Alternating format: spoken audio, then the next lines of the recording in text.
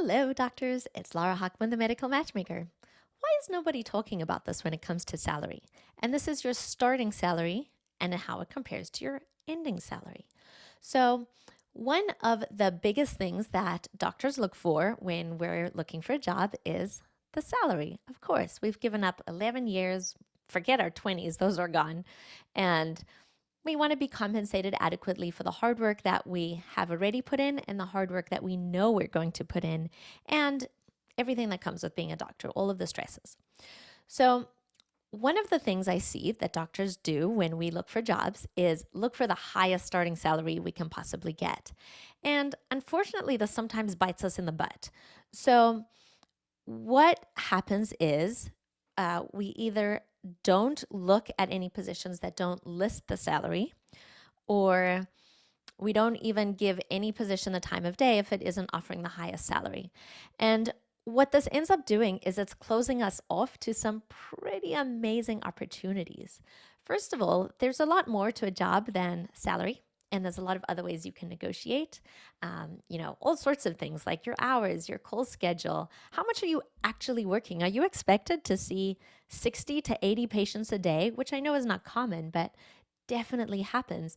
But then how much are you working outside of your scheduled hours? Because essentially that brings your hourly salary down and you may as well just, work half time so that you can in reality work full time. So that would just basically halve your pay. Other things that you can look at are what are the duties? Are you going to be made to do things that you don't want to do? Are you allowed to moonlight or have any side gigs? That's an important one. And the biggies are non-compete. Are you going to be stuck there so that they can do whatever the heck they want or treat you however they want and you're stuck unless you want to move your family? And the very, very, very biggest one is autonomy. Can you put a price on autonomy? I don't know. My personal philosophy is if I'm absolutely miserable, you cannot pay me enough. There is no compensation that's worth it for me.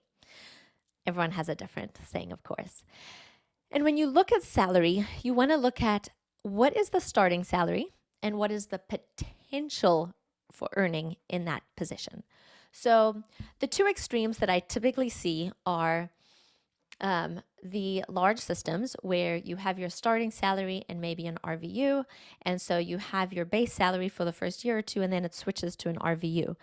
And typically, these salaries are pretty much capped by what the hospital says you can earn.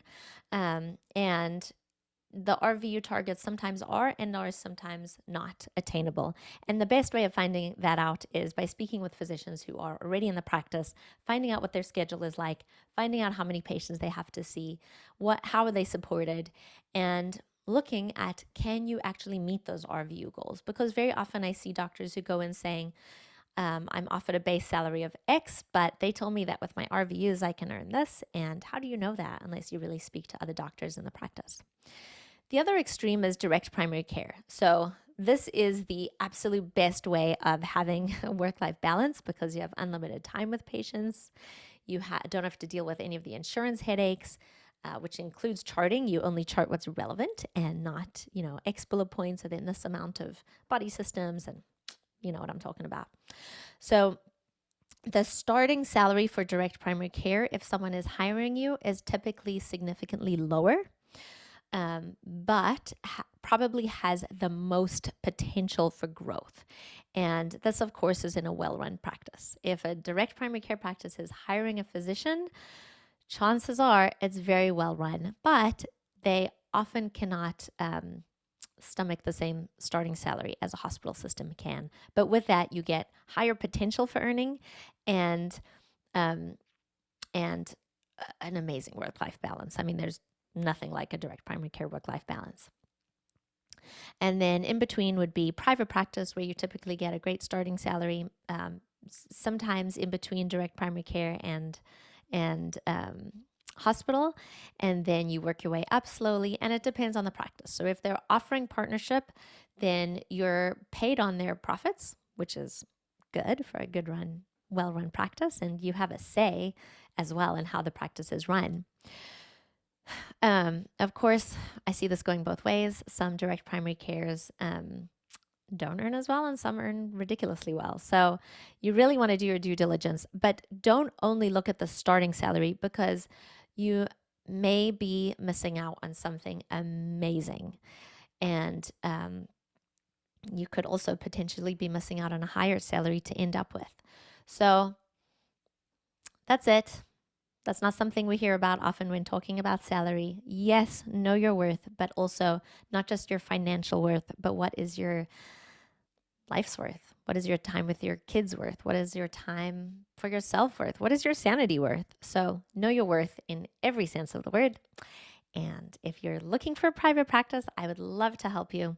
Contact me through my website, which is www.happydayhealth.co.